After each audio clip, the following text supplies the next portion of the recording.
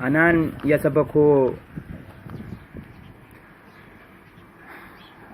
saba koo egaa anaa nyaatu. Anaan yaa saba koo saba cunqurfamee hin jabaatte gurbaa bittaan harka lagaa baay'isee siif game. Anaan yaa qomoo koo keerratti dhiitamtee keerratti kabalamtee ciiftee garafamta. Akka bineensaatti manaa kurkurfamtee qawween ajjeefamta. Anaan gaangoo didduu taatee mirgi kee sarbamee korkodaadhaan oolta. Haqa waan falmatteef shororkeessaa taatee finyoon rarraafamta. Anaan bantiirraa buqqaatee otoo hin jaallatin ooyiruu kee dhiiftee cunqursaa abbaan hirree feerroodhaan xaxamtee luugamamtee kunoo dirqiisitti taanaan karchallee nuu ciifte. Anaan rukuttaan halagaa namummaa si baasee qaroo gartuu ija kee dha'ee dhangalaasee qaamaa itti irrattee lafeetti cabsitee siigamte qomoo koo hin baatte gaawwattee. Anaan yaa saba koo anaan siifan boo'a garaa koo guutuu kanaan giddiitu si qabee manaaf ala marsee boo'een siif lola imimmaan koo cobsee lafeensaa hacabu kan lafee kee cabse dhugaansaa hadabu kan dhugaa kee dabse. Kaleessa uuruun kee hundumaa ol baasa kuduraaf muduraa midhaan garaagaraa arrammoo manca'ee jallootaaf firame warra investiraa samiitti ol dhaabee manarratti ijaaree siinirraa ari'aa samiitti ol dhaabee siinirraa ari'ee manarratti ijaara.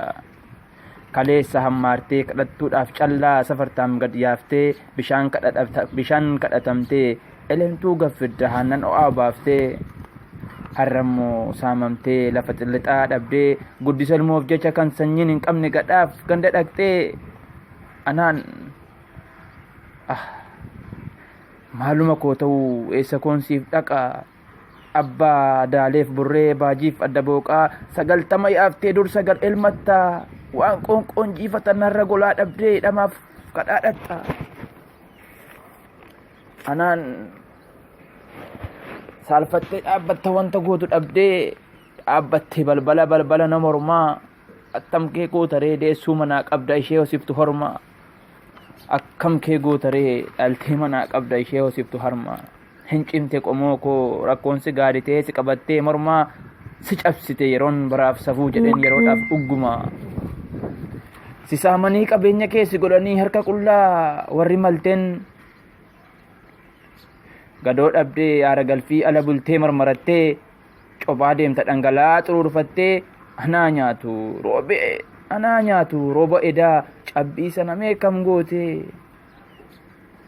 Mana keettoo bobeessitee ooyifattaa dibaa tuultee caaltuuf caalaa guddinaadhaan tolaa waamtee naannessitee hebboo ibbakkaa ebboon teenteen taphachiifta bohaarsitee garuu har'aa kun hundafee marmarattee toora saree hidhattee ciifte. Yaa qomoo koo anaan sanuu caalaadhaa fi caaltuu tolaaf guddinaani ati hin beektu malee falmaala lafa keetiif fi shororkaa ta'anii turan hin deebine bara erga ba'anii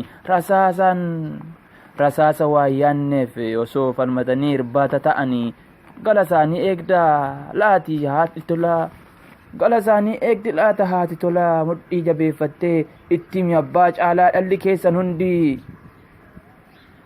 galma see hin geenye karaatti akka hafte itti min dhoksinii hin nyaachisin hirmii boqotanii jiru caalaadhaaf caaltuuni tola isaaf guddinaan jedhimeen dhoksinii.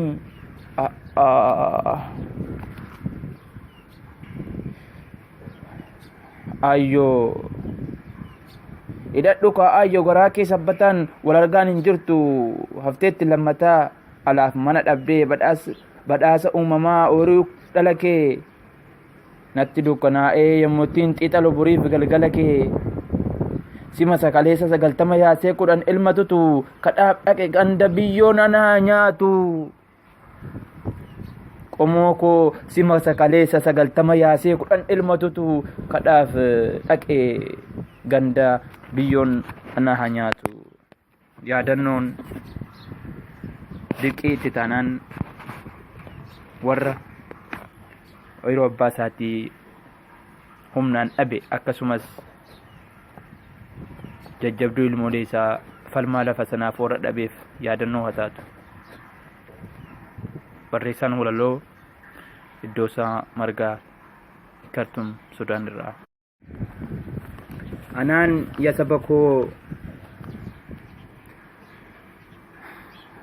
saba koo egaa anaa nyaatu. Anaan yaa saba koo saba cunqurfamee hin jabaatte gurbaa bittaan harka lagaa baay'isee siif game.